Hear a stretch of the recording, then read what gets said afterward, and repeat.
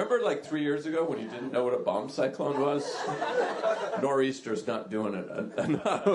What else do we got? How about bomb cyclone? Let's do that. Maybe then they'll buy a lot of groceries. How many... Are you just like, I gotta get groceries? Right? You're just sitting here and all you're thinking is, there's no more groceries. I can't believe... what am I going to eat for 3 hours on Monday? I mean, this thing's going to hit Sunday at 7 p.m. I'm going to be asleep at 10. I'm going to wake up at 9. It's going to be a solid 3 or 4 hours where I don't know if I have enough food. I mean, I probably could find something, but I don't know. We need to go to the store right now and clean that place out. And we got to clean it out. Because if we don't, someone else is going to take it. And what we need to get is milk and bread, mostly. Mostly milk and bread. Like, we should get all the milk and bread that's available. And then from there, we'll spread out and see what's left. Maybe dry beans. And water, which we never buy water, but we're buying water. This time we're buying water. We could just drink milk for a long time. That's how much milk we'll have. But we're going to want water. And more paper towels than we'll use in a year. The big pack. We're going to get the big pack of the paper towels. We always buy...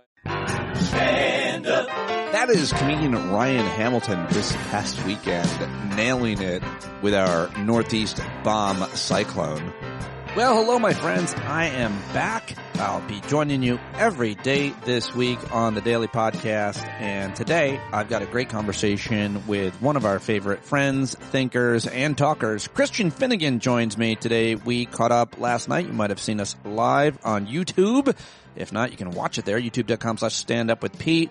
Had a great conversation with Christian, wrapped up the Olympics, talked about a whole bunch of other things that are going on. It's always a great day when we get to talk to Christian Finnegan. If you want to jump to that conversation, it starts at 31 minutes. But every day here, I've got your news headlines and a clip show for you. A whole bunch of sound bites, in this case, from the weekend. They're usually about 24 hours old. Some of them are just evergreen. I throw in, calling it the good stuff. Either way, lots to learn on every episode of Stand Up. I just love putting it together because I learned so much from it. Thank you very much for your support on my week off. I had an awesome time in Arizona with Julia, my 18-year-old senior in high school, going off to college right now, apparently the University of Amsterdam in the Netherlands. Does anybody know anyone in Amsterdam that can help with housing? Apparently Amsterdam is like the greatest place in the world to live, like the happiest people, but it's probably why it's so hard to find an apartment. So anyway, you can help out. A lot of people helping out last week, sending me very nice things, thoughts, and a couple people bought us dinner. You guys are the best. What an amazing community. Thanks to Mike and Mindy Cunningham for showing us around, putting us up as well. We had a great time. Got to see Ronnie. It's always great to see listeners, members of the stand-up community when I get out, and I try to, and will be trying to, a lot more next year come September when I am an empty nester. That's right. Looking forward to getting on the road and meeting more of you. It's also great when you guys get out and meet each other. It's a wonderful thing about this community and why it's a great place to be. So thanks for being a part of it. You're all invited to Las Vegas, April 9th through 12th, PodJam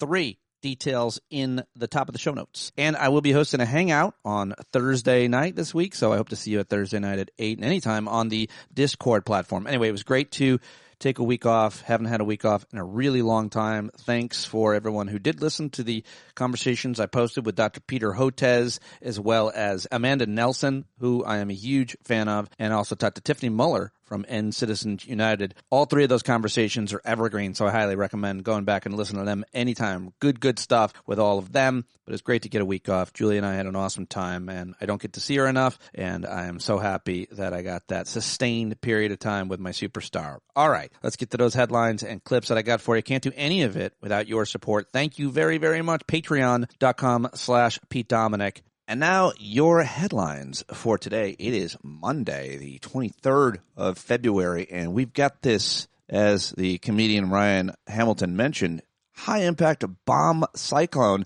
slamming the Northeast. I think I got to say that's the top story. Maybe it's not in your neck of the woods. You might not be affected by it, but heavy snow from Virginia to Maine. More than 40 million people under blizzard warnings. Places hardest hit could be getting 2 feet of snow, with Philadelphia, New York, and Boston getting more snow than they've seen in years. I'm looking out the window here, and we got it. We got smacked, and it looks crazy out there with high winds. Around 8,000 flights have already been canceled, the majority of which were flights in and out of New York City airports. State of emergency in New York City. Citywide travel ban in effect overnight. Cities canceled school money. Anyway, it is massive here on the East Coast, and I guess I got to say that is got to be one of the top news stories today. Also, the Olympics are over. Closing ceremonies yesterday, and the U.S. men closed out in a pretty dramatic fashion by winning the gold medal. That was a pretty big deal yesterday. A lot of folks I saw talking about that. And you know what's really weird is the FBI director, Kash Patel, was there in Italy at the game, was in the locker room celebrating with the U.S. men.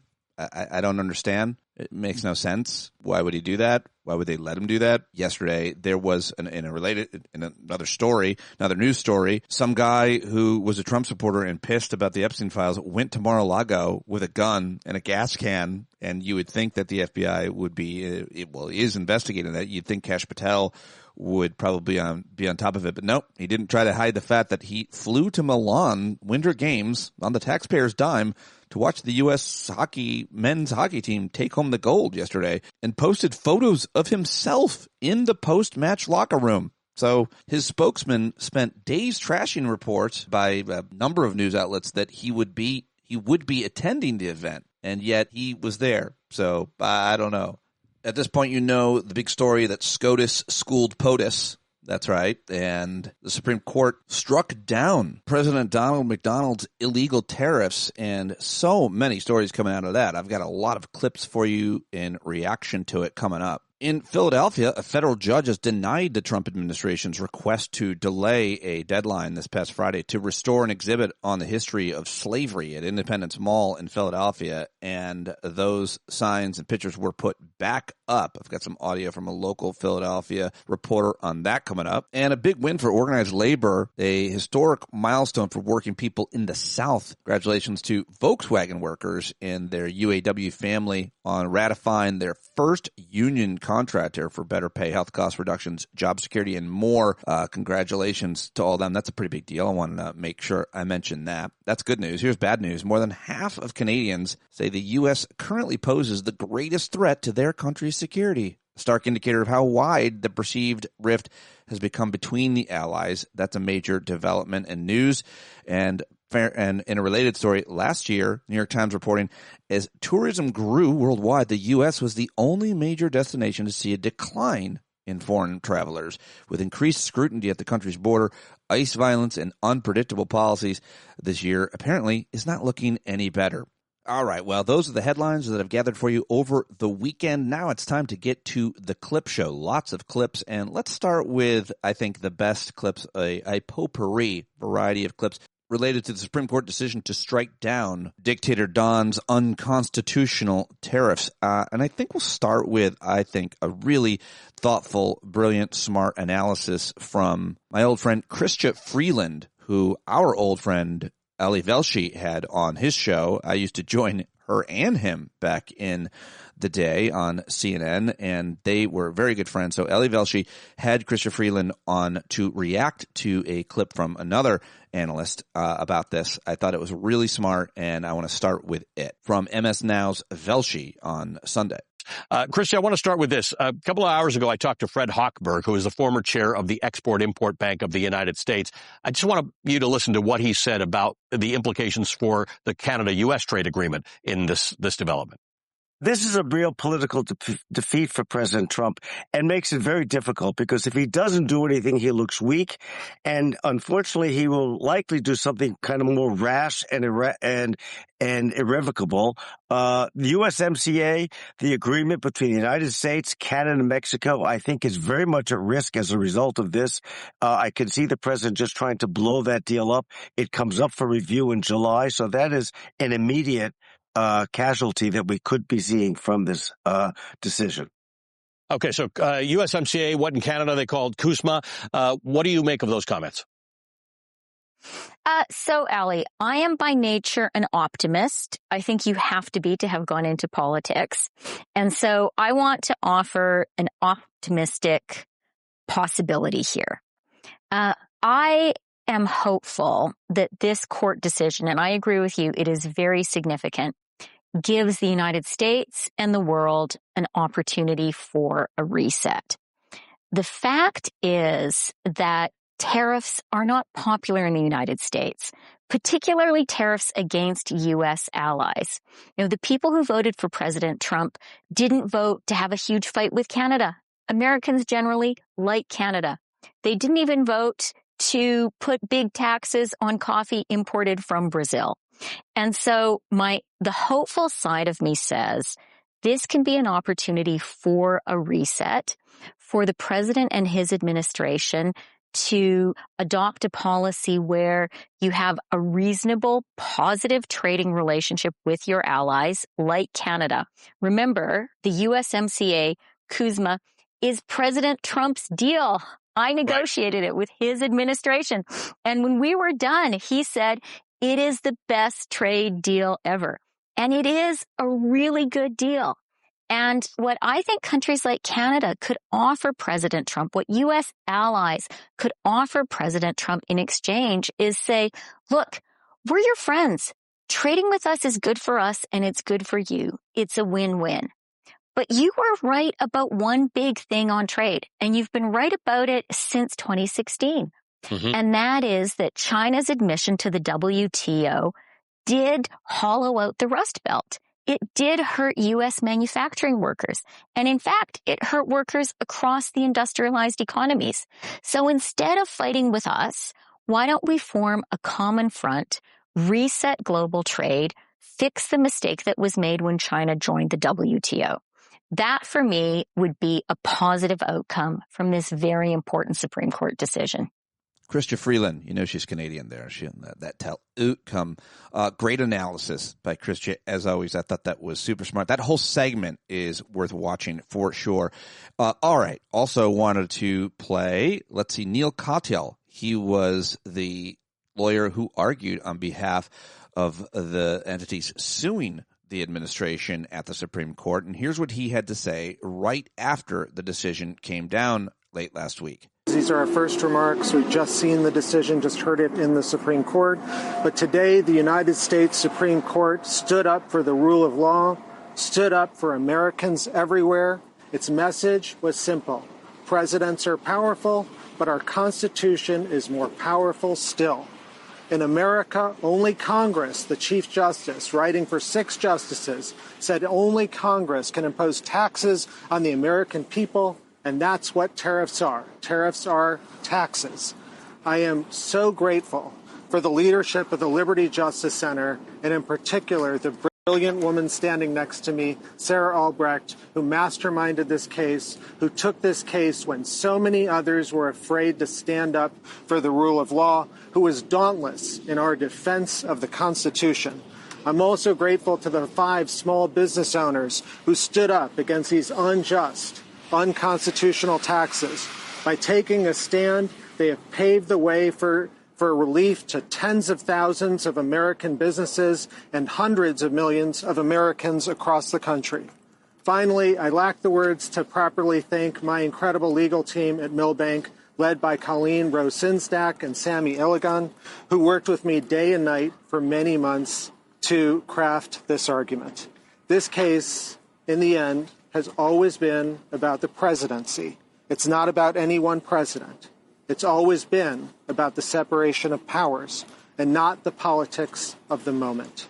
I'm so gratified to see our Supreme Court, which has been the bedrock of our constitutional guarantees, protect our most fundamental values as they did today. All right. Neil Katyal out in front of the Supreme Court there today. Now here is Jessica Tarlov, the liberal on the Fox 5, which I thought she was really good in this explanation, so I wanted to share it with you. We know that the average American household paid an extra $1,000 last year because of these tariffs. We know that the average American $2,000 extra under the Biden economy. The only way that inflation that you got because of a global health pandemic versus tariffs that he chose to put on us are very, very different.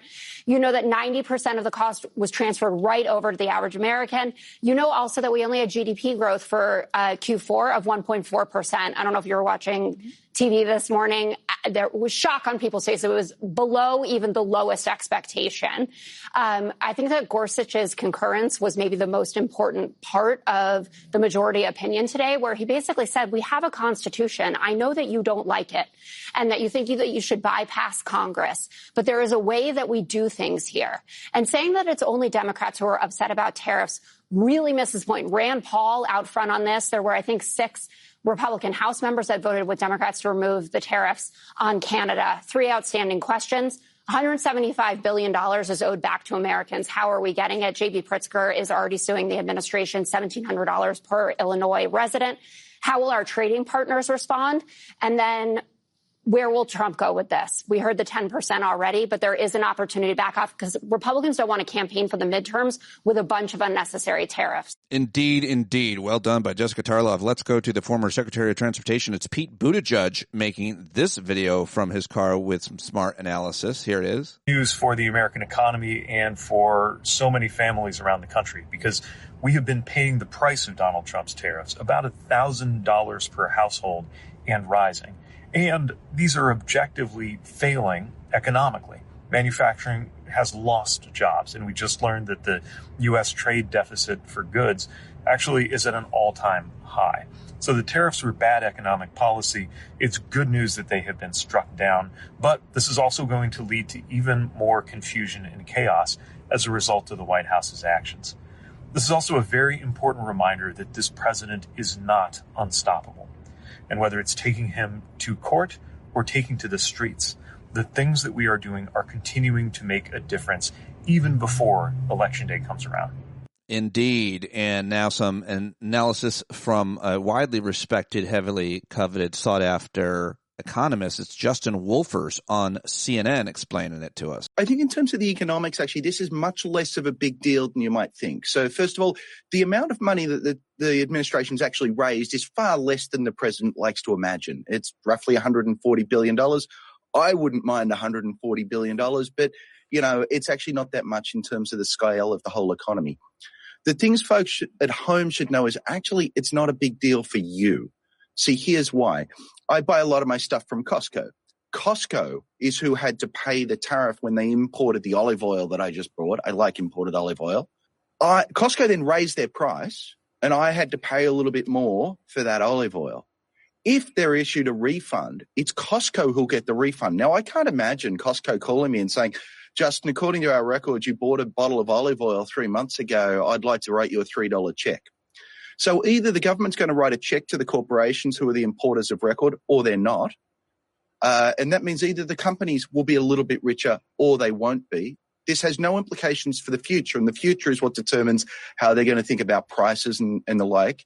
And you and I'm afraid we paid the tariffs, but you and I, we're not getting it back. Yeah, we're not getting it back. Well, fair enough. And here's more, actually, from Justin Wolfers. This was, I think, this might have been on MS Now. He's, like I said, everybody wants to talk to this guy because he's real good at explaining stuff. They love his accent and his cool hair, but mostly because he's smart.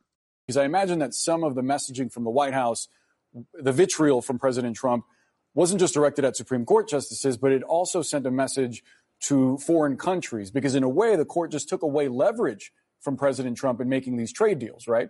It's almost all gone.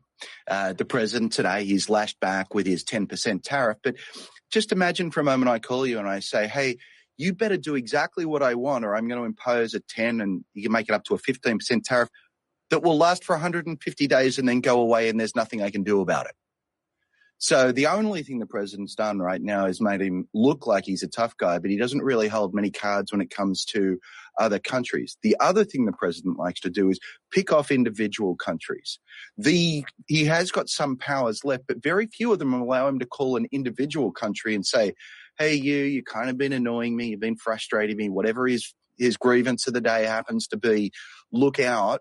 I'm going to tariff you. Basically, these existing powers don't allow him to do that. So it basically means the only thing he can do is the US versus the world for 150 days. If they wait us out, he's done.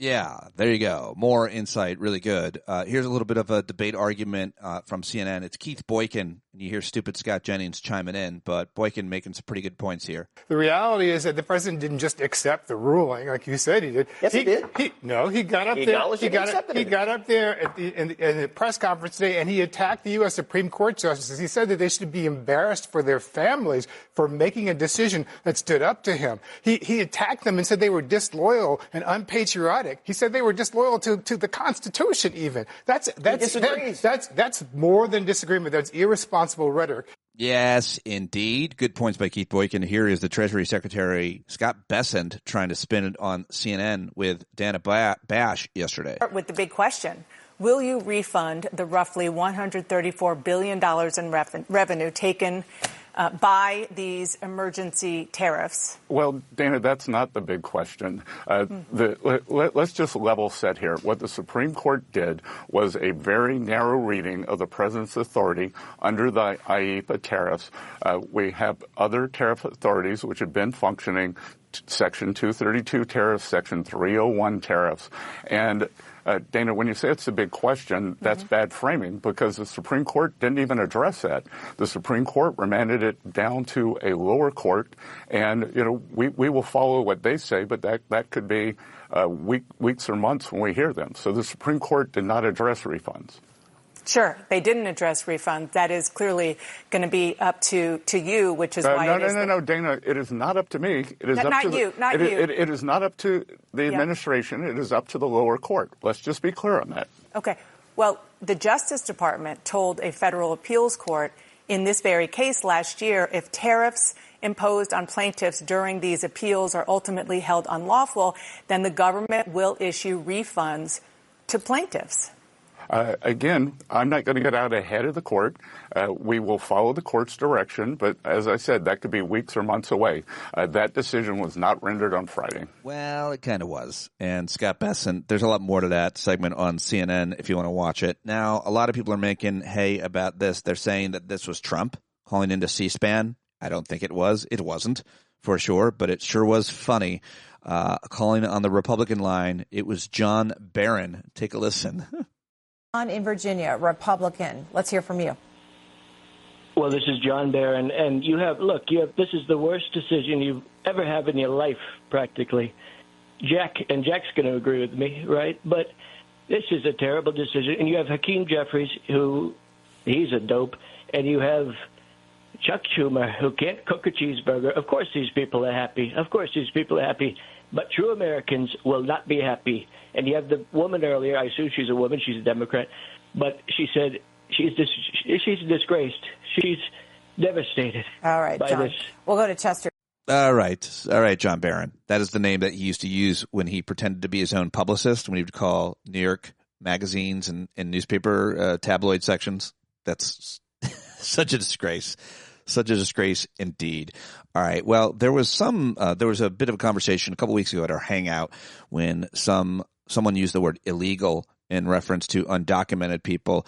A couple people pointed out how offensive that was. I'm not sure who used it or whether or not they were using it in a way to describe how others use it as a pejorative. Either way, back to CNN where Keith Boykin handles it perfectly well. I like it. Having said that, I object to the whole term that you used illegals and you used illegal aliens. I don't think they're undocumented people. They are human beings. They're not illegals. They're not illegal aliens. They're in the country illegally. That's dehumanizing. Is it in the law, alien? Dehumanizing terminology that you're using. Is the word illegal alien in the law? Regardless of what the law says, it's dehumanizing terminology. I'm going to quote terms that we wouldn't use, but yeah. Dehumanizing terminology. I try not to use it here. Always happy when people correct me. But yeah, pretty easy one on that. Those are all the clips, by the way, on reactions to the tariffs. There's a lot more, obviously, but I'm going to get now to a few other things. I like this from the mayor of Chicago, Brandon Johnson, over the weekend. A migrant has never done anything to disrupt the progress of black people, and I will be doggone if I will allow white supremacy to separate black people from the people of this globe. Because it was black businesses that fed migrants. It was black businesses that provided hope and aspirations for the people who have been marginalized across this globe. But we also have to be very clear that the injustices that we feel within the black community are real. The history of this city of closing black schools, disrupting health clinics from black communities, shutting down housing for black people, firing black people from public sector positions. Understand that our fight for justice is not over. I'm old enough to remember where black people understand our global connection one to another, that what happens in South Africa and Soweto is not that much different than what happens in Cabrini Green on the north side of Chicago, or the favelas in Brazil, that we're all interconnected, that somehow just because a ship made it a little bit further across the coast, I'm not going to allow the constant separation to continue to divide us. Because they've already done that. And it's important that in this moment that we reconnect ourselves. Do you know in 2015, 1 in 10 black folks in this country were foreign born? If we allow blackness to be separated, liberation is not possible. We have to build a resistance in this country through the lens of black liberation that guarantees equal access to affordable housing. We have to build a movement that ensures that every single child has access to a high quality public education, good paying jobs, access to transportation, health care. That is the work that we have to do. That's the way in which we can honor the essence of black history. So God bless you all, and God bless the greatest freaking city in the world, the city of Chicago. All right, there you go. Brandon Johnson doing what he does best. And now let's check in on Philadelphia, where a local news reporter there was covering the fact that they were putting the signs that were commemorative to slavery back up outside the president's house at Independence Mall there in Philadelphia. A judge ordered the restoration of a slavery exhibit. Workers were seen placing the display back up at the site. Here is that local NBC reporter. You'll hear a very loud, I think, truck in the back or something, but I figured it's worth sharing. The panels are going back up. Right now, we're at the President's House. NPS, National Park Service workers, are here right now as I speak, and they are putting up the panels.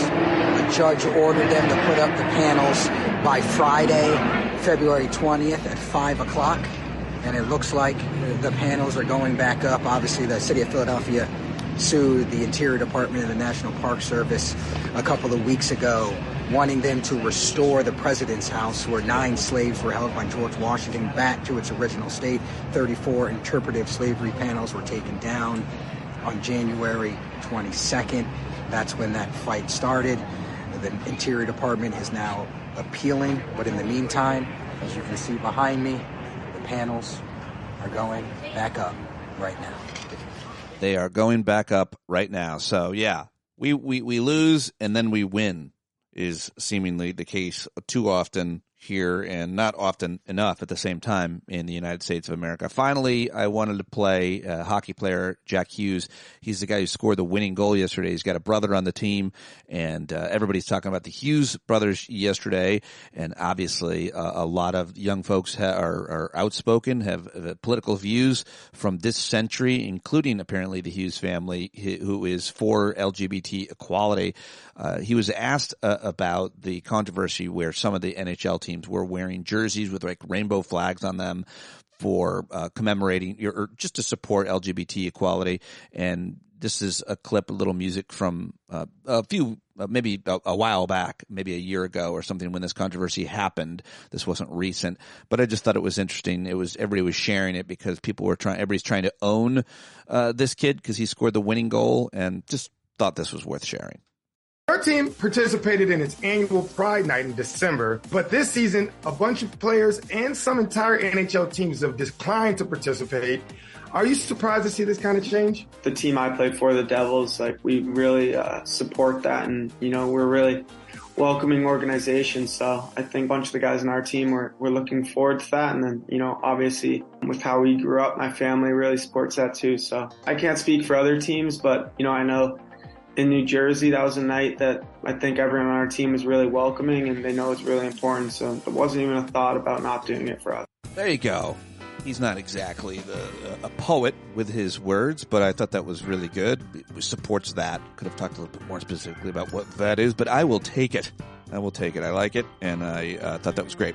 All right, those are the clips and the headlines that I've gathered for you today. I hope you appreciated it. It was a lot, and it takes a lot, so thank you for your support, and tell your friends that you want the most comprehensive news headlines, rundown, and clips from the most recent news. Well, come on over here to Stand Up with Pete Dominic and check us out. Share it with your friends. Now it's time to get to my friend and yours, Christian Finnegan. He is a hilarious comedian you can see coming up in Houston and Detroit. Check him out at ChristianFinnegan.com. Follow him at Christ Finnegan on Blue Sky and Instagram and everywhere else. You can subscribe to his Substack, New Music for Olds.substack.com. Always love catching up with Christian, and I thought he would be the perfect person to talk to about everything. A few things that have transpired over the past week or so. When I was off, we had a great conversation. You can watch it because we were live, youtube.com/standup right now. Go over there and subscribe. I need subscribers. It's free. youtube.com/standup right now. You can watch it. Let's do it right now with Christian Finnegan. Foot versus Gravedigger. I worked at the fairgrounds where they had those. I worked at the fast food, at the stands. Oh, yeah. That was a great group of people that would come and buy stuff at the state fair. I thought you were going to say, yeah, I used to drive Gravedigger. Do you know all drivers of monster trucks are tiny men? Surprisingly, they're really small because the truck flies over those big jumps more. Yeah, they want kind of like the way you want jockeys. Yeah, they're actually jockeys. Winter jockeys. They're monster truck jockeys. Hey, everybody, you should stop calling them drivers. I'm driving Bigfoot. Christian Finnegan joining me. You know, I was just with a listener. I'm not going to name names. I don't know why, because I forget who said it, but it was naming all of his favorite guests here on the show. He said, honest to God, I just love the guy, Christian Finnegan. He just always resonates with me. And I hear that so often. So I don't know what we're going to talk about. You're just always solid gold. Whenever we're done, you're like, was that good? I'm like, people love it. So thank you very much for joining me. Well, I appreciate that. And to the gentleman in question, I apologize that you are operating so close to my wavelength, because I wish I wasn't. I am constantly on the lookout for a different wavelength. That person probably that comment probably resonates with that guy. Probably, yeah. See, that's a great thing, is I can just lean in to my fucked upitude, and I know with at least this one fellow, it's just gonna just deepen our bond. It's always a really good guy too. I just remember who it was. I'm almost positive it was my friend Adam out in Minneapolis, who I actually interviewed for the show because he'd been working with all the activists and organizers and citizens and human beings in Minneapolis trying to protect. Oh, so that means I get to sort of like, I am moral and activist. Yes. I'm an activist by extension. Well, you have the respect of those who are doing the right thing right now, which is almost like doing the right thing myself. Yeah. Yeah, they're doing it because they're inspired by you coming close to it. Yeah, did you ever see that documentary? I'm sure I know the answer to this. 5 Feet from Stardom. Did you? It was about backup singers in Motown and in the 60s, and sort of these who sort of sang on famous tracks, and just what the life of being a background singer is. I'm like that. I'm like 5 feet from morality. Yeah, I just exist in the refracted glow of the great work that so many people are doing. See, people like that, though. They see it, they hear it, and they try to be it. That's the change that you are. And so there you go. Lots of things that I want to add. People just like your views. They like the way you talk, the way you frame things, the way your certain sense of, I think, morality is. Also, just obviously, it's always fun to talk to you. You're curious. You're funny. Enough flattery. I want to get to those takes. And more flattery, please. Well, have you been paying? It's been a rough week. Go ahead. Have you been paying attention to it's the Olympics just closed, so I thought we would do a professional recap, having Kim Nyborg says your normalcy. Yeah. And then another person just on YouTube says the guy with the white hair looks like the Epstein criminal. So I don't know who that person is, but that can't feel good if you're you. It is looking particularly white right now. I'm like literally under a lamp. You do look like a Bond villain's sidekick. I look like what? A Bond villain's sidekick. You do look like Philip Seymour Hoffman's, but not at all. But you have this essence. Well, I appreciate that. I was feeling really schlubby. I was wearing a hat, and I was like, maybe if I wear headphones, you won't be able to tell that I have like hat hair. And I zipped up my thing because it felt too schlubby. And this definitely does make me look more like I definitely feel more like a tech billionaire wearing like I just released a new product. I hate when they call like computer apps like products. I just released a new product that's going to really disrupt the way we see pooping. I created some, I really like to think outside the box. I'm a disruptor by nature. Yeah, you absolutely dress like one. There's no doubt about that. For sure. So anyway, the Olympics are over, and I wonder if you watched any. Did you feel good about any of? Did you watch any of the events? Any storylines particularly? I watched a little more than I'm not a big Winter Olympics guy, but my wife very much is. So I definitely was in tune with a lot of the figure skating stuff because Cambry is obsessed with figure skating and works at an ice skating rink now and eats shits and breeds ice skating. So I was definitely attuned to all the drama with the quad god. I don't know if you're familiar with the quad god. I know. Ilya Malinin, who is kind of to say he's like the LeBron James, the young future of figure skating guy who can do things that other people can't do, and kind of was expected to win gold and kind of had a not a great routine but was very kind of won fans because he was super gracious about it. So I was attuned to that narrative. I was attuned to the Amber Glenn narrative, the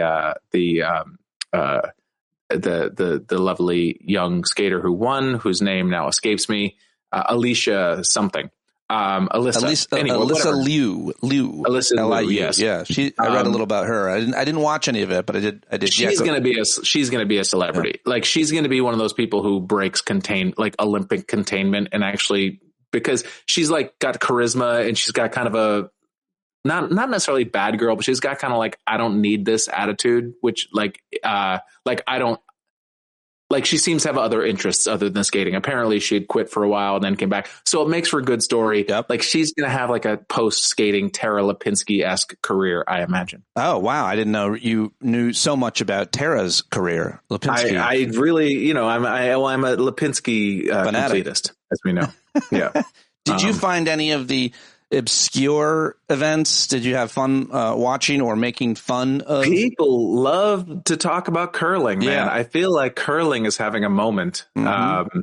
And I don't know whether that's because people are actually enjoying it or whether it's kind of a Barbenheimer kind of pop cultural moment where everyone kind of pretends to be in something. This way last time, and I remember getting shit for building. I feel like every Olympics I hear more about curling. And it's it's got all this attention being paid. I made fun of it, and people got actually mad at me. And I made fun of it again, and they stopped talking to me. People are taking it very seriously. My take, and people love my takes, Pete. They do. I don't know. Folks, welcome to My Takes with Christian Finnegan. I feel like this curling fascination has followed a not uncommon pop cultural arc, which is that something is kind of thought of as silly and, ridiculous and superfluous and on its face, like, how is this an Olympic event, et cetera, and so forth. And then you get people who will start enjoying it ironically for a period of time, or where they think it's kind of kitschy and quirky to be into it. So right. Like, what Olympic sport I love? Curling. Ha ha ha. Right. And then that happens for a period of time. And then the people kind of coming up behind that, who are younger, like the next generation, they start to like it genuinely because like the people older than them sort of started liking it ironically. And then maybe those people actually do start to know and care about it. And then it becomes almost sacrosanct to make fun of it is almost offensive. Yes. I think that's where we're at. Love it. And so, we're at that stage of the curling life cycle, I think. The only other thing about curling I can really think of is that it has garnered this following, and yet it's not like hockey or gymnastics or even figure skating, something that you could potentially do yourself, even for leisure, because there's no, have you ever heard of a curling rink anywhere, a venue where you can go do that for recreation? Also, that rock apparently costs $15,000. I feel like the barrier to entry to the game, I won't call it a sport, is pretty high. And also, it feels like it would be almost free to do something that was 90% like curling, but a lot of money to actually do curling. Right. Do you know what I mean? Like, because you could just get a rock and slide it across the ice and vaguely approximate the experience of professional curling. But to then actually take that final step into professional curling, that's a massive financial investment. Why don't we invest everything we have into a curling venue? And I mean, they have those stupid axe throwing bars now. Exactly. And I actually would not be surprised if there's a curling, but I know that most of the American curlers, which I'm sure you heard, a lot of them tend to be from around the Minneapolis area, that is sort of where the major curling training centers are. And so that's why a lot of them were very vocal about ice and whatnot, which I also do think endeared them the curling world to a lot of people, is because they were a little bit more out front on the ice situation. It was an interesting Olympics just because of the politics. There's always politics at the Olympics, and there's sometimes friendly rivalries and sometimes obviously ugly, deep-seated ones between countries and competitors. But I guess the thing that is unique is that the president of the United States savaged a few of the athletes. I just read before we got on here that skier Hunter Hess says the last 2 weeks have probably been the hardest of his life after the president of the United States savaged him publicly. And I just think it's just another specific to him only type of behavior. And not only to him as an American president, but to any foreign leader to savage. As a human being, I'm telling you, if this person existed in your life, you would cut this person off. Like, you would not have a relationship with this person. Alleged pedophile. Yes. Yeah. But everybody thinks that he's a fucking fire hose that they can point at other people. Do you know what I mean? And they don't realize that he's an omnidirectional fire hose. Like, you know what I mean? I mean, the only direction it doesn't fire is things that make him look good.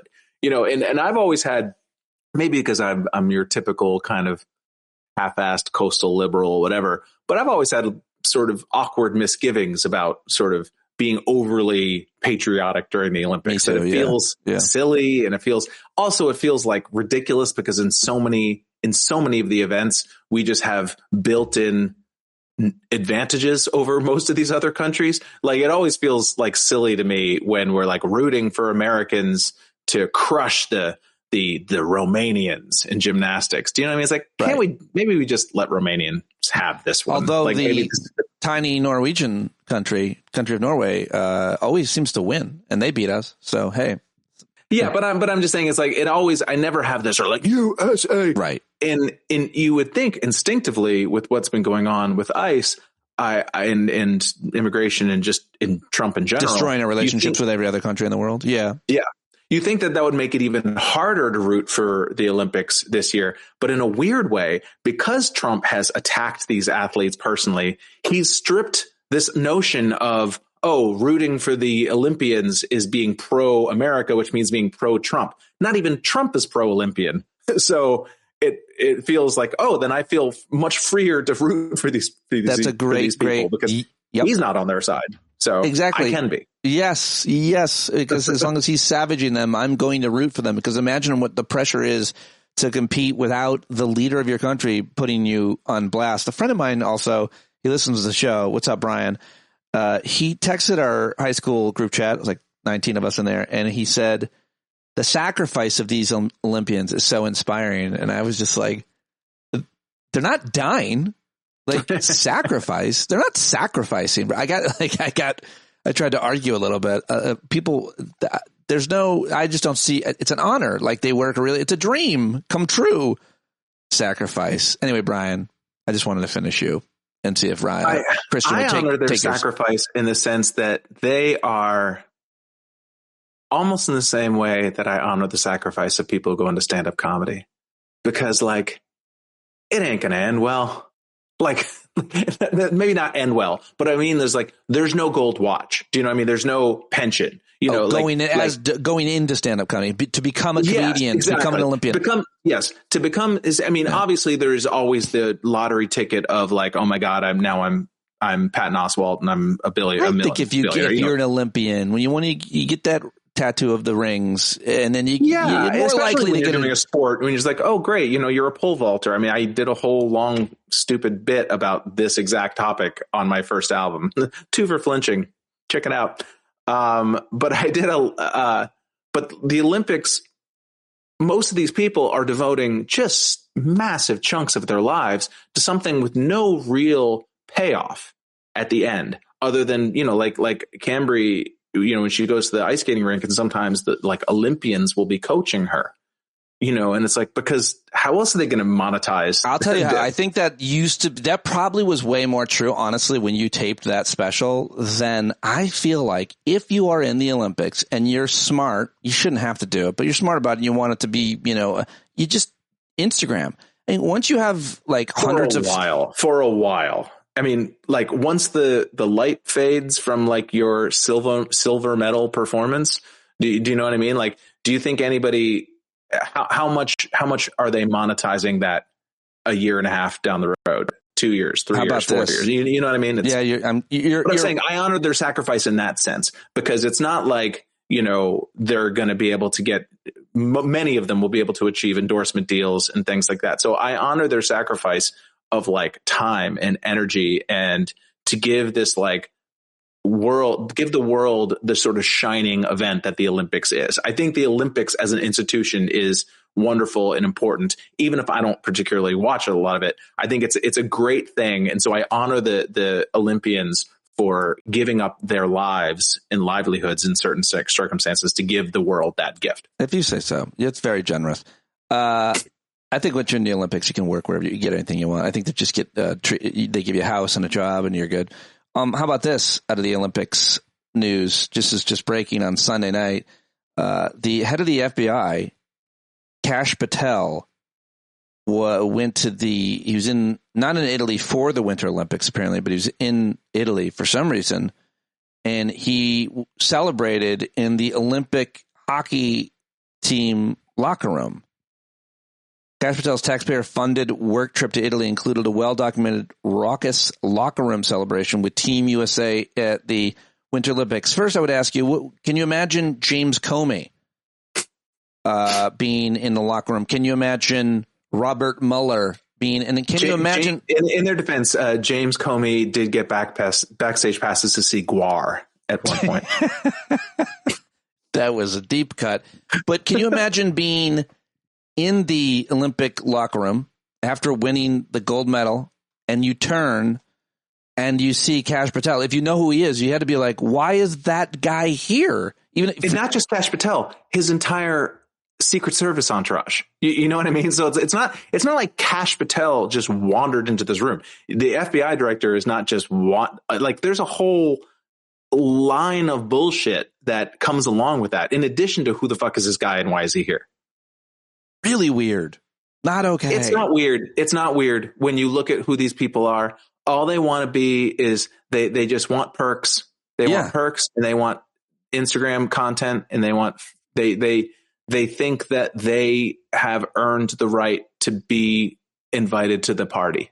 Yeah, they're going to every big event, the Super Bowl or whatever. They show up, and it's not a good look. And then a lot of it is they post on social media about it. It's a bizarre thing. Yeah. Meanwhile, and granted, I mean, I know that I don't even think that Nancy Guthrie's, I don't even think that's been federalized, but still, it's like, there are things. I mean, the Epstein file, there's stuff to do. It's not like it's a slow week for the FBI. I mean, I can't believe that Kash Patel is partying in the locker room at the Olympics, the hockey team, while Nancy Guthrie is still missing. It's a weird sentence.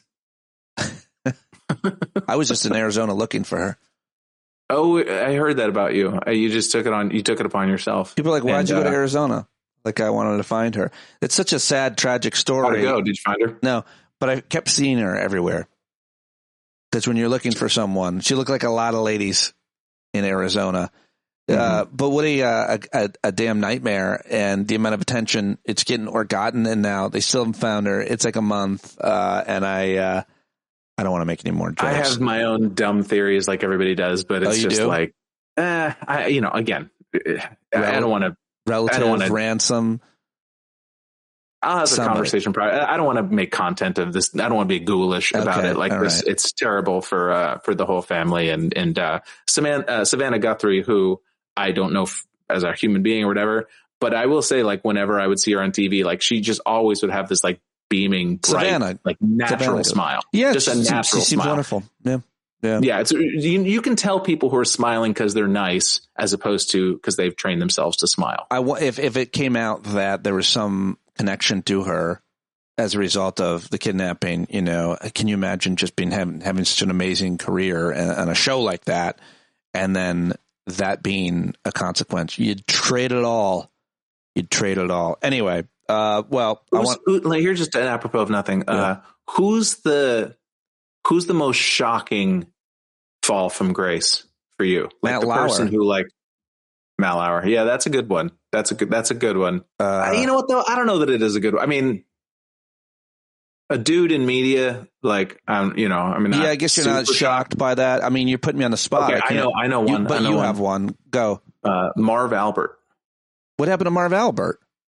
Oh my God, you don't remember this? There was some Albert. Did he bite a woman or something? Yeah. He was having like kinky sex with a woman because I think he broke the skin a number. Like I think, and that ended his career. That she reported that they had some weird. It was not. Yeah, it was pretty vicious. Like it was not. God. It was not defensible stuff. I don't know. Yeah, and there was. I mean, not that this is part. There was also some. Gender play involved, I believe. I think he was wearing women's lingerie. Well, he always wore a wig. Which, yeah, I mean, Oh, so how about this one? Our friend Kim Nybort, Deepak Chopra.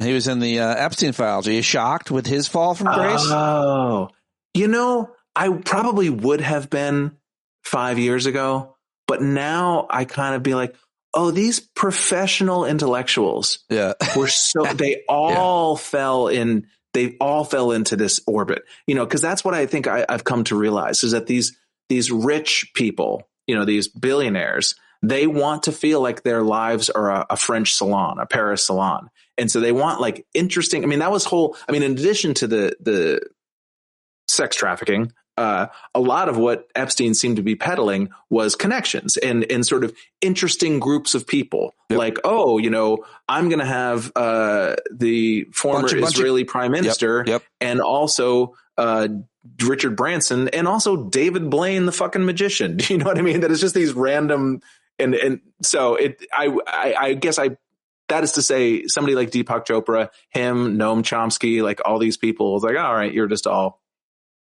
all just willing to go when a rich person is willing to make you feel special. All the morals and go out the window. Do stuff for you and introduce you to people. Would you take the invite to be introduced to somebody that you really want to meet for any number of reasons? If the invite was coming from a guy who you knew was a sex trafficker. Sometimes I think about like, I never had that choice, but I was talking about this with someone earlier. I was on The Apprentice. And they did ask us, me and Jim Florentine. You were on The Apprentice? Me, Jim Florentine, Carrie Louise, and who are the other comedians were on The Apprentice, season 4. Oh, finale. As like one of the episodes. Yeah, an episode where they produced a comedy show. Mm-hmm. And they asked us if we wanted to meet Trump. This is 2004. And I was like, I don't want to meet him. I just want to do this show because it's a big show. But I didn't want to meet him because I knew he was gross. I had no interest in meeting that guy.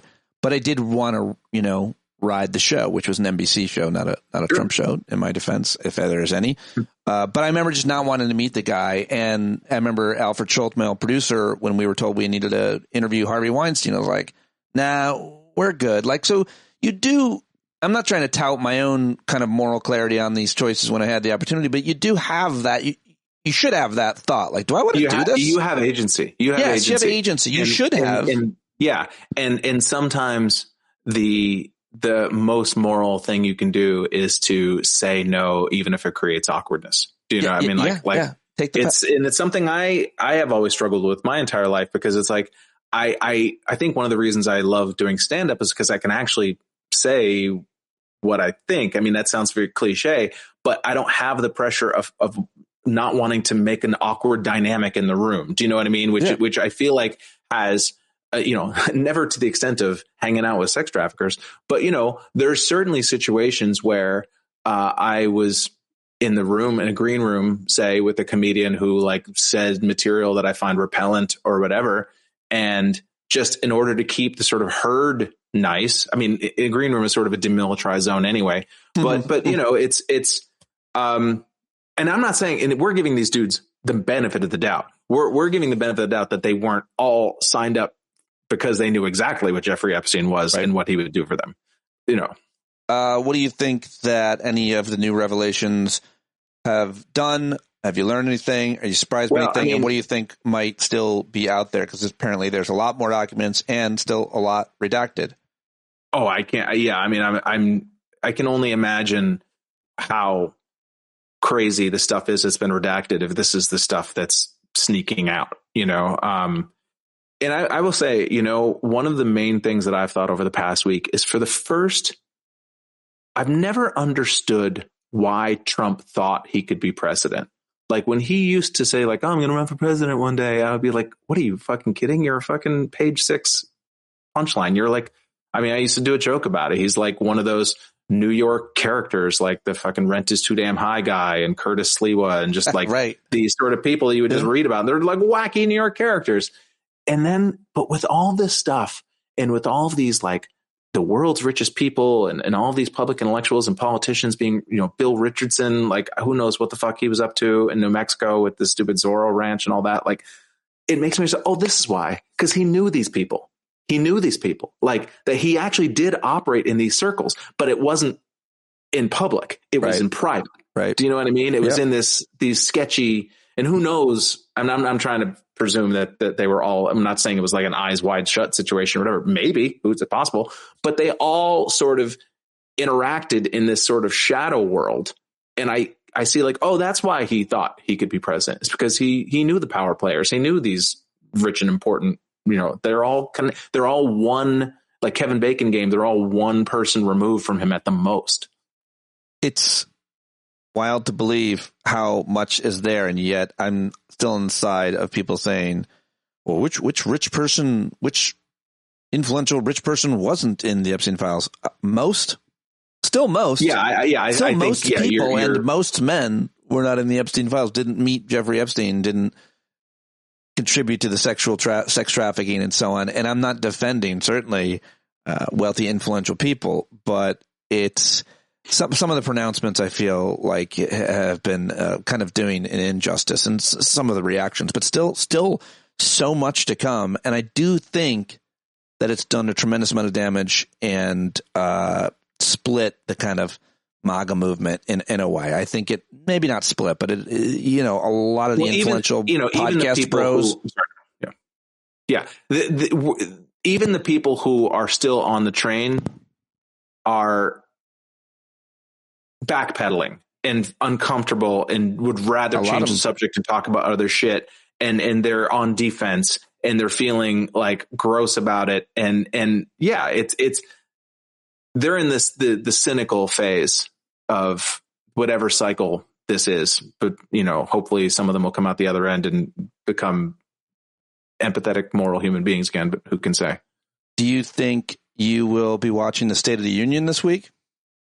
No. Did you know it was happening? Why? Yes, I did know it was happening, but like for what purpose? There's some pretty cool. There's some pretty cool alternative programming. I think I might go to DC for this one event where there's a bunch of independent folks. By the way, I should talk to you about this kind of off the air to prepare you, but you probably have thoughts on it.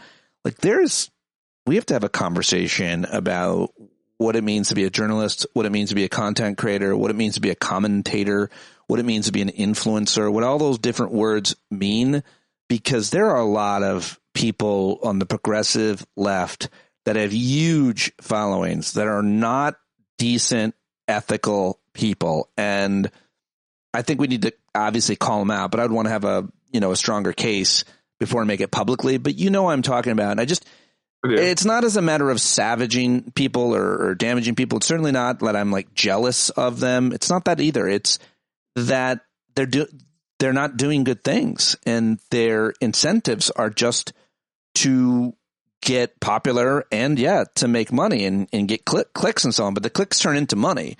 And so there's just so much irresponsible nonsense. I'm on a bunch of chats and different lists with different ones of them. And we really need to have a thoughtful conversation and maybe make a list of like what they're doing. And I will be asking you about this off the microphone because I am curious to hear. I want names named. I want to hear. Well, I mean, I can guess on a few. And regardless of, and I'll tell them and then I'll make a case against specific ones. But just the other ideas, I mean, I've seen a lot of people in the progressive left in media turn into what I've always criticized on the right, which is demanding, people always say purity, but demanding a Hakeem Jeffries or, like my friend Wajid Ali, one of my closest friends, one of my favorite people, super smart guy. I don't love the way that he handled his interview with Hakeem Jeffries, demanding that he say abolish ICE because they can't abolish ICE. And he just wanted him to say those words. And I just didn't love the way he wanted this binary. That's a harder one for me. Because I'm not a Hakeem Jeffries fan, and I think he gets away with a lot of fuzzy bullshit Obama, trying to be Obama type language, which it's funny because I still think Obama is the most gifted speaker of my life. But now when I hear someone who evokes Obama, invariably they sound like soulless and completely for sure. It sounds like bullshit. It's just corporate, consultant speak and all that crap. I mean, that was honestly one of Obama's many gifts, is that he was able to synthesize all of that sort of McKinsey speak with an actual feeling of civil rights activism and justice and thing, you know what I mean? And so, Jeffries, I'm not a fan of him, and I haven't watched that. I haven't either, so I shouldn't have brought it up. And I'll bring it up to Waj. I'll talk about it publicly with it. But just this idea of demanding. But to me, anything that forces Hakeem Jeffries to actually not fucking just throw word salad at you, I'm generally for. But I don't know that specific instance. We'll talk about it another time when I talk to you off the air what I mean. And specifically, I'm going to try to make this case because I am trying to create some more awareness around it to give people kind of an ability to judge and interpret where credibility lies and why somebody is doing what they're doing and posting what they're posting and behaving kind of the way that they're behaving. And I just am always, I'm always also. Well, it's hard though, because I mean, that's I'm not blaming any person for this. They're right and we're wrong in a way. I mean, those are the incentives that are being placed on everyone who is trying to exist in this space. I hate that word. But anybody who's trying to make a living or, get attention, God forbid, make a living, anyone who's trying to get sustained attention in this business, the motivation is to constantly put out things that are provocative and to create content for the sake of the content and to just keep the fucking plate totally spinning true, longer. but totally true. Absolutely true. But could you do it in a way that's responsible? I think that I do. I think that this woman, Amanda Nelson, and so many others, I just mentioned her because she was on last week. She's really smart using using history, using civics, and being pragmatic. And she's a huge following. And not everybody's going to be as smart and funny or as good as her or any number of other people who are doing great work. But there's just too many people, I think, out there that are either lying or just being hyperbolic or disingenuous or not, I feel, serious or pragmatic about the way it takes to win elections. Let me give you one, not example of it, but I just want to ask you one more thing that happened when I was off last week, which this whole thing with James Tallarico on the Late Show with Colbert, the FCC saying they decided to start enforcing this rule where if you have one person on, you got to have the other person on from the other party. Obviously, we know that's all nonsense and bullshit. But what do you make of that and the way that Colbert and CBS handled it? It got apparently 80 million views on YouTube. The highest, most watched video The Late Show has ever posted was that interview. So, of course, the Streisand effect was in play here, where you tell people not to look at a thing and it gets more views than ever before. What did you think of that? I feel like it's just another shooting themselves in the dick move, just making themselves look bad. But the FCC, I mean. The FCC and by extension, the Trump administration trying to come down with a heavy hand. They don't have a big, they don't have a full bag of golf clubs. They're pitch and putt. They have a 5-iron and a putter. Like that's it. Like that is more about golf than I even. Yeah, I wasn't expecting a golf metaphor, but go for it. Do you know what? Yeah, I do. Yeah. They don't have as many tools in their.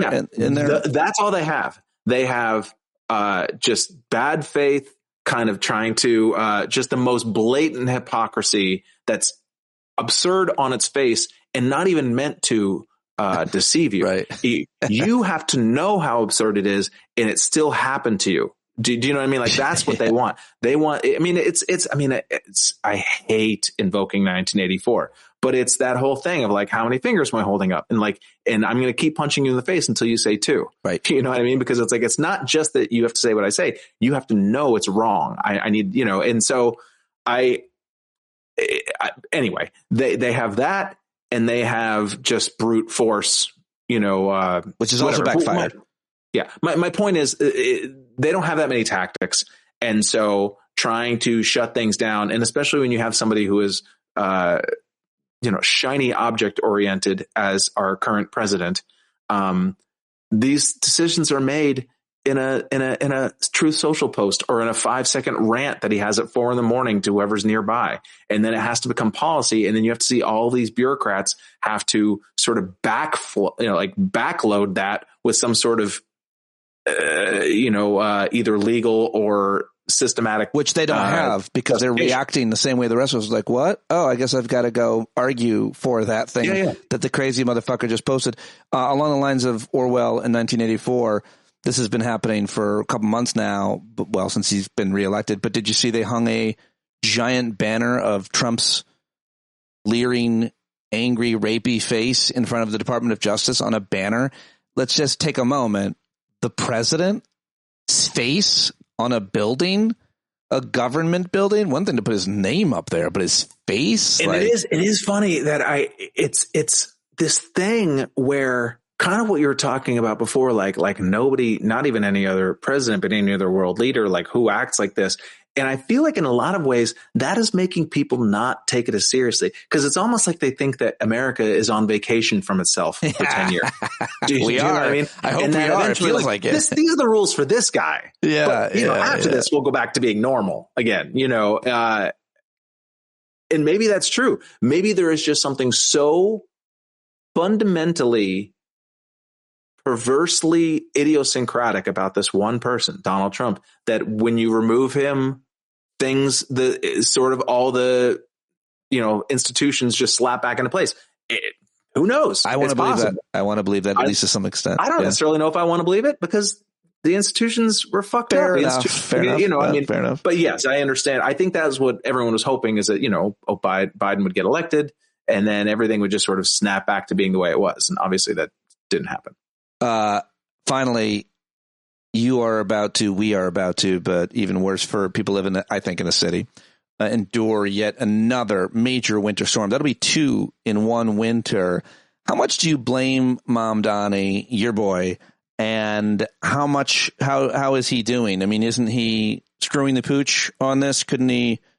I heard that he's asking for 2 forms of ID, but you don't need any ID to vote, but you need 2 forms of ID to sign up to be like a shoveling. Not good, I say. Terrible leadership for Mom Donnie during these winter storms. He's not qualified to be in power during these winter storms or something. I don't know how the arguments go. I was about to venture into a bit something about no, Sharia? What? I don't want to go there. Sharia? No, a Muslim thing? Muslim winters? More about Jews controlling the weather. And then I just thought, Jews can roll. Yes, it's the Jew. That's because Mom Donnie got elected. See, I didn't even want to follow that comedic trail because now here we are. But wait, can I just get back to something? The weather controlling Jews are ruining it for me. They keep, but they're hurting themselves too because a lot of them, the ones that are in control, live in. And the thing is, I guarantee you that there is some Twitch stream or subreddit where this is probably the no doubt. There's gotta be. That's why we have to be careful, not because we're not worried about it, because people are like, well, Yeah, exactly. Anyway, you know what? Let's move on. What are you? How are you going to spend your snow day? That's all I want to talk about. I am going to. I like it. I love it. I get out there. I snow blow. And then I take my little snow blower, I got a little electric one, over to a couple other people's places, help them out. I find it. That is the neighbor everybody wants. Yeah, the opportunity for me, it's an easy thing to do to help people because people really need help and it's really easy to do. And I actually like it. I like being outside. Mm-hmm. It's good exercise. I love the snow. So I'm kind of, I kind of like it. My daughter's already got a snow day, and the superintendent, sends a voicemail and he said, enjoy your snow day and get out and take pictures and send them and tag us. And I liked that. I thought it was fun. He wasn't like, he was happy to tell us a day ahead. You've got a snow day. Enjoy it. Yeah. Thank you. Yes, I agree. So, this winter is. But you're not even dug out from the first one in New York City. I feel like. Yeah, I mean and I have slightly higher hopes this time around in the sense that it's going to be above freezing for a number of days after the blizzard is over, and so hopefully at least in the streets and in the sidewalks, like there won't be just those mountains because for people weren't in the Northeast when the last storm hit, it was below freezing for something like 25 days in a row. Like it was between 10 and 28 degrees, like for like 2 weeks straight. And that meant that none of the snow could go anywhere. Like, so it was all just, you were tromping through it. Like, if you have dogs, that's to me the shittiest part of it is dogs, having to deal with that. So I'm hopeful that this will be better. Yeah. Well, good luck. We're literally talking about the weather, by the way. Well, it's pretty extreme. I mean, it is pretty extreme, and it's the second time. And I thought it was worth mentioning. I saved it for last. No, I heard myself talking and I'm like, oh my God, I sound like someone's dad when you're meeting like your girlfriend's parents for the first time. You're going to Thanksgiving at somebody's house. Like, well, you see, last time we never went below freezing, and this time, that's now. We all do that at every age. I was thinking about it the other day. It's like it used to be probably the only thing people talked about, especially in predicting. Well, it looks like the huckleberries are going to be coming riper this season because of the. It was all people did years ago. Yeah. It's a very natural, it's a very unifying event in this case. So we will endure it together. Thank you very much for doing this on a Sunday night, buddy. It's great to see you, and I appreciate you checking in with us. If you are in Detroit in April, the Comedy Castle. April 9th through 11th, Mark Ridley's Comedy Castle. Great club, great venue. You can see Christian headlining there. But not just there. Actually, previous to that, in March, if you live in or around Houston, Texas. Look at that. I will be playing at the Riot Comedy Club in Conroe, which is north of Texas. It's right near where my wife grew up. North of Houston. North of Houston. That is the 27th and 28th of March. And then the 9th through 11th in Detroit. Please come. Houston and Detroit. See him if you're anywhere near the area. Tell your friends. He's one of the best, and he's one of my favorite people to talk to as well. Thank you very much for joining us. And thank you, everybody, for watching live who did, and we appreciate you all very much. Go subscribe to Christian Substack as well. New music for olds, and we will talk to you all soon. Stay safe. And I was trying to think of something hokey. Stay safe. Stay.